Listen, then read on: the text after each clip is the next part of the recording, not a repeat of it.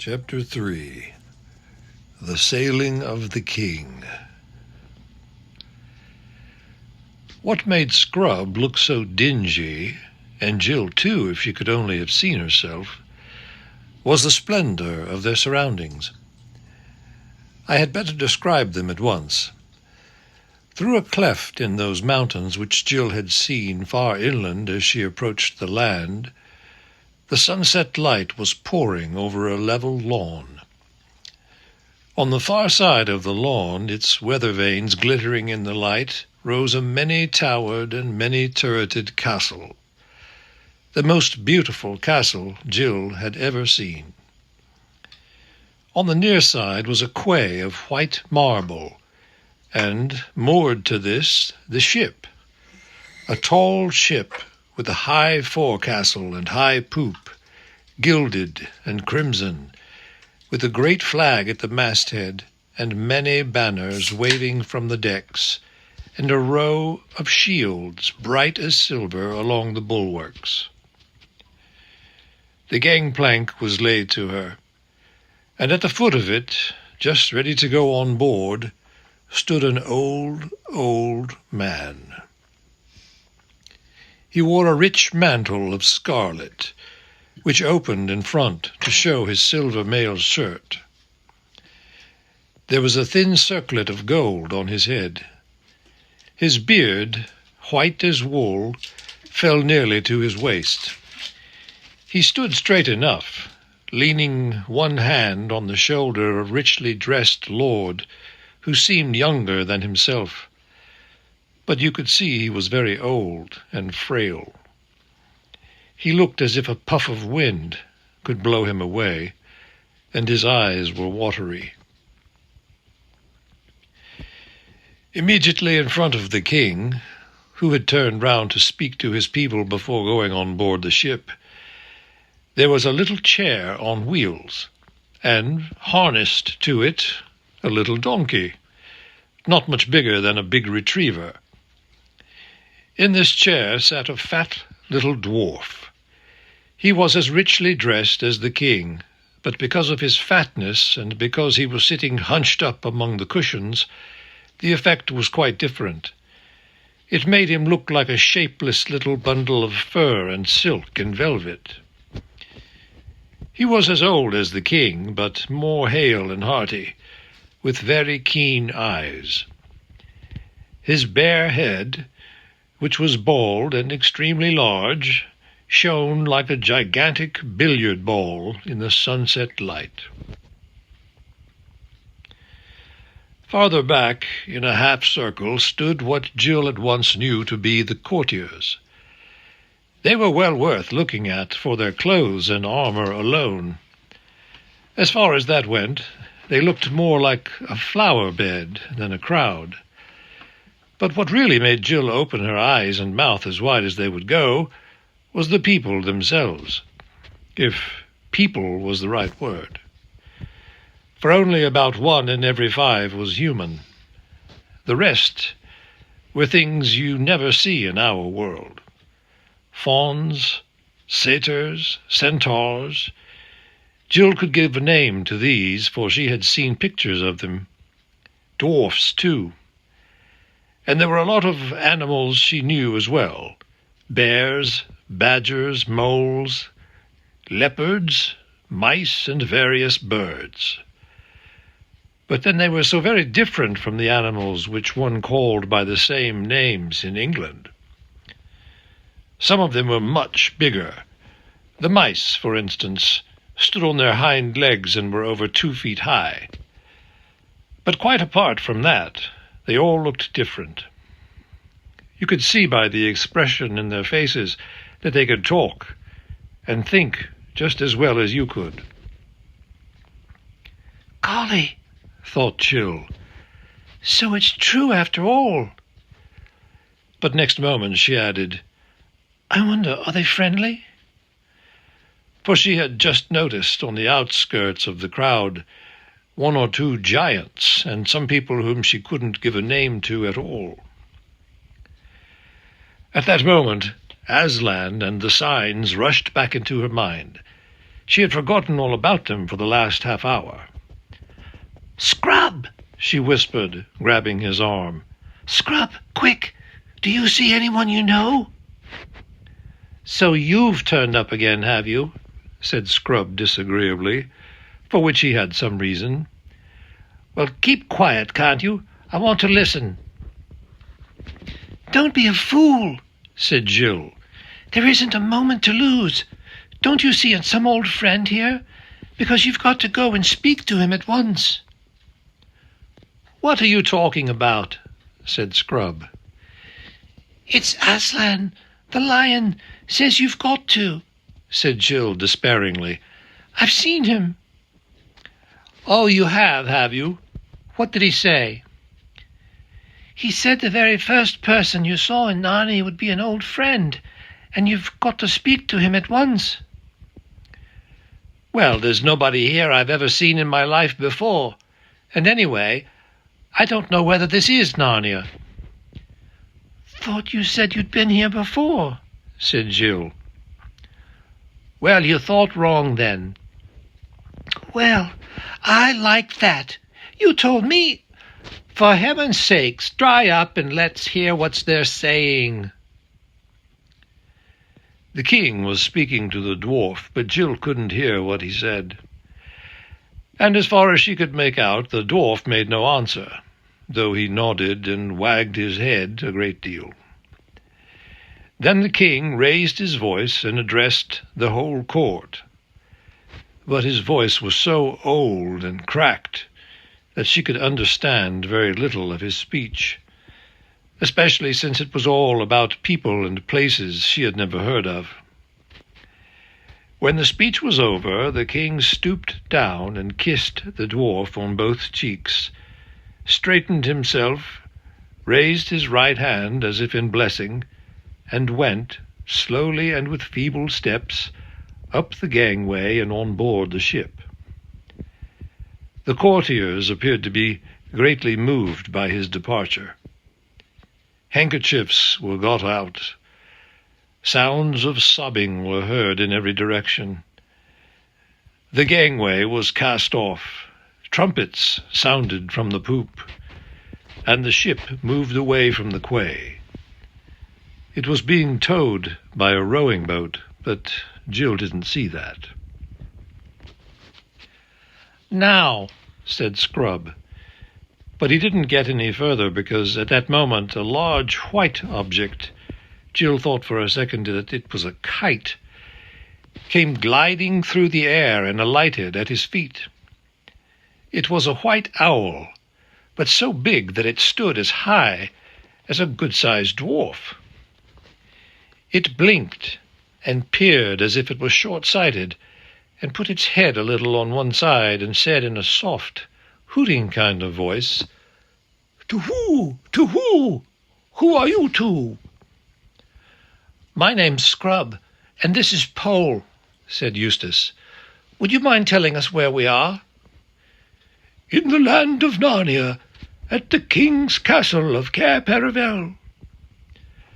"Is that the king who's just taken ship?" Too true," said the owl sadly, shaking its big head. "But who are you? There's something magic about you two. I saw you arrive. You flew. Everyone else was so busy seeing the king off that nobody knew, except me. I happened to notice you. You flew." "We were sent here by Aslan," said Eustace in a low voice. To who, said the owl, ruffling out its feathers. "This is almost too much for me so early in the evening. I'm not quite myself till the sun's down." "And we've been sent to find the lost prince," said Jill, who had been anxiously waiting to get into the conversation. "It's the first I've heard about it," said Eustace. "What prince?" "You had better come and speak to the Lord Regent at once," it said. "That's him, over there in the donkey carriage, Trumpkin the dwarf." The bird turned and began leading the way, muttering to itself, "Whoo, to whoo, what a to do! I can't think clearly yet. It's too early." "What is the king's name?" said Eustace. "Caspian the 10th, said the owl. And Jill wondered why Scrub had suddenly pulled up short in his walk and turned an extraordinary colour. She thought she had never seen him look so sick about anything. But before she had time to ask any questions, they had reached the dwarf, who was just gathering up the reins of his donkey and preparing to drive back to the castle. The crowd of courtiers had broken up and were going in the same direction, by ones and twos and little knots, like people coming away from watching a game or a race. "To who? Lord Regent," said the owl, stooping down a little and holding its beak near the dwarf's ear. "Eh? What's that?" said the dwarf. "Two strangers, my lord," said the owl. "Rangers? What do you mean?" said the dwarf. "I see two uncommonly grubby man-cubs. What do they want?" "My name's Jill," said Jill, pressing forward. She was very eager to explain the important business on which they had come. "The girl's called Jill," said the owl, as loud as it could. "What's that?" said the dwarf. "The girls are all killed? I don't believe a word of it. What girls? Who killed 'em?" "Only one girl, my lord," said the owl. "Her name is Jill." Speak up, said the dwarf. "Don't stand there buzzing and twittering in my ear. Who's been killed?" "Nobody's been killed," hooted the owl. "Who?" "Nobody." All right, you needn't shout. I'm not so deaf as all that. What do you mean by coming here to tell me that nobody's been killed?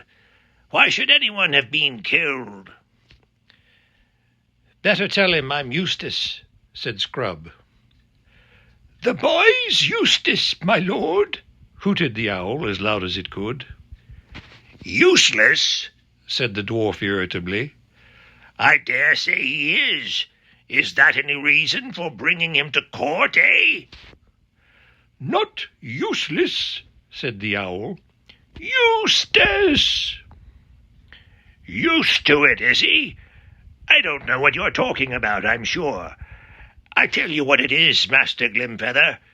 When I was a young dwarf, there used to be talking beasts and birds in this country who could really talk. There wasn't all this mumbling and muttering and whispering. It wouldn't have been tolerated for a moment. Not for a moment, sir. Ernest, my trumpet, please." A little fawn, who had been standing quietly beside the dwarf's elbow all this time, now handed him a silver ear-trumpet. It was made like the musical instrument called a serpent, so that the tube curled right around the dwarf's neck. While he was getting it settled, the owl, Glimfeather, suddenly said to the children in a whisper, "My brain's a bit clearer now. Don't say anything about the lost prince. I'll explain later. It wouldn't do. To who? Oh, what a to do!" "Now," said the dwarf, "if you have anything sensible to say, Master Glimfeather, try and say it. Take a deep breath, and don't attempt to speak too quickly." With help from the children, and in spite of a fit of coughing on the part of the dwarf, Glimfeather explained that the strangers had been sent by Aslan to visit the court of Narnia. The dwarf glanced quickly up at them with a new expression in his eyes. "Sent by the lion himself, eh?" he said. "And from that other place, beyond the world's end, eh?" "Yes, my lord," bawled Eustace into the trumpet. "Son of Adam and daughter of Eve, eh?" said the dwarf. But people at Experiment House haven't heard of Adam and Eve, so Jill and Eustace couldn't answer this. But the dwarf didn't seem to notice. "Well, my dears," he said, taking first one and then the other by the hand and bowing his little head a little. "you are very heartily welcome. If the good king, my poor master, had not this very hour set sail for 7 Isles, he would have been glad of your coming. It would have brought back his youth to him for a moment. For a moment. And now it is high time for supper. You shall tell me your business in full council tomorrow morning. Master Glimfeather, see that the bedchambers and suitable clothes and all else are provided for these guests in the most honourable fashion. And, Glimfeather, in your ear." Here the dwarf put his mouth close to the owl's head and no doubt intended to whisper. But, like other deaf people, he wasn't a very good judge of his own voice, and both children heard him say, "See that they're properly washed." After that the dwarf touched up his donkey, and it set off towards the castle at something between a trot and a waddle. It was a very fat little beast, while the fawn, the owl, and the children followed at a rather slower pace. The sun had set, and the air was growing cool. They went across the lawn, and then through an orchard, and so to the north gate of Cair Paravel, which stood wide open. Inside they found a grassy courtyard. Lights were already showing from the windows of the great hall on their right, and from a more complicated mass of buildings straight ahead. Into these the owl led them, and there a most delightful person was called to look after Jill. She was not much taller than Jill herself, and a good deal slenderer, but obviously full-grown, graceful as a willow, and her hair was willowy too, and there seemed to be moss in it. She brought Jill to a round room in one of the turrets, where there was a little bath sunk in the floor, and a fire of sweet-smelling woods burning on the flat hearth, and a lamp hanging by a silver chain from the vaulted roof. The window looked west into the strange land of Narnia, and Jill saw the red remains of the sunset still glowing behind the distant mountains. It made her long for more adventures, and feel sure that this was only the beginning. When she had had her bath and brushed her hair and put on the clothes that had been laid out for her, they were the kind that not only felt nice, but looked nice and smelled nice and made nice sounds when you moved as well. She would have gone back to gaze out of that exciting window, but she was interrupted by a bang on the door. "Come in," said Jill. And in came Scrub, also bathed and splendidly dressed in Narnian clothes. But his face didn't look as if he were enjoying it. "Oh, here you are at last," he said crossly, flinging himself into a chair. "I've been trying to find you for ever so long." "Well, now you have," said Jill. "I say, Scrub, isn't it all simply too exciting and scrumptious for words?" She had forgotten all about the signs and the lost prince for the moment. "Oh, that's what you think it is it?" said Scrub. And then, after a pause, "I wish to goodness we'd never come." "Why on earth?" "I can't bear it," said Scrub. "Seeing the king, Caspian, a doddering old man like that, it's frightful." "Why, what harm does it do to you?" "Oh, you don't understand. Now that I come to think of it, you couldn't. I didn't tell you that this world has a different time from ours." "How do you mean?" "The time you spend here doesn't take up any of our time. Do you see? I mean, however long we spend here, we shall still get back to Experiment House at the moment we left it." "That won't be much fun." "Oh, dry up. Don't keep interrupting.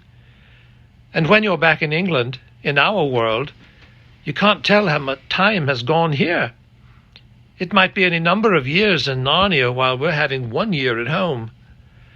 The Pevensies explained it all to me, but like a fool I forgot about it. And now, apparently, it's been about 70 years, Narnian years, since I was here last. Do you see now? And I come back and find Caspian an old, old man." "Then the king was an old friend of yours," said Jill. A horrid thought had struck her. "I should jolly well think he was," said Scrub miserably. "About as good a friend as a chap could have. And last time he was only a few years older than me. And to see that old man with a white beard, and to remember Caspian as he was the morning we captured the Lone Islands, or in the fight with the sea serpent. Oh, it's frightful! It's worse than coming back and finding him dead." "Oh, shut up," said Jill impatiently. "It's far worse than you think. We've muffed the first sign." Of course, Scrub did not understand this. Then Jill told him about her conversation with Aslan and the 4 signs and the task of finding the lost prince, which had been laid upon them. "So you see," she wound up, "you did see an old friend, just as Aslan said, and you ought to have gone and spoken to him at once, and now you haven't, and everything is going wrong from the very beginning." "But how was I to know?" said Scrub. "If you'd only listened to me when I tried to tell you we'd be all right," said Jill. "Yes, and if you hadn't played the fool on the edge of that cliff and jolly nearly murdered me— all right, I said murder, and I'll say it again as often as I like, so keep your hair on— we'd have come together and both known what to do." "I suppose he was the very first person you saw?" said Jill. "You must have been here for hours before me. Are you sure you didn't see anyone else first?" "I was only here about a minute before you," said Scrub. "He must have blown you quicker than me, making up for lost time, the time you lost." "Don't be a perfect beast, Scrub," said Jill. "Hello, what's that?" It was the castle bell ringing for supper, and thus what looked like turning into a first-rate quarrel was happily cut short. Both had a good appetite by this time. Supper in the great hall of the castle was the most splendid thing either of them had ever seen, for though Eustace had been in that world before, he had spent his whole visit at sea, and knew nothing of the glory and courtesy of the Narnians at home in their own land. The banners hung from the roof, and each course came in with trumpeters and kettledrums. There were soups that would make your mouth water to think of, and the lovely fishes called pavenders, and venison and peacock and pies, and ices and jellies and fruits and nuts, all manner of wines and fruit drinks. Even Eustace cheered up and admitted it was something like. And when all the serious eating and drinking was over, a blind poet came forward and struck up the grand old tale of Prince Cair and Aravis and the horse Bree, which is called The Horse and His Boy, and tells of an adventure that happened in Narnia and Colorman and the lands between, in the Golden Age when Peter was High King in Cair Paravel. I haven't time to tell it now, though it is well worth hearing. When they were dragging themselves upstairs to bed, Yawning their heads off, Jill said, "I bet we sleep well tonight." for it had been a full day, which just shows how little anyone knows what is going to happen to them next.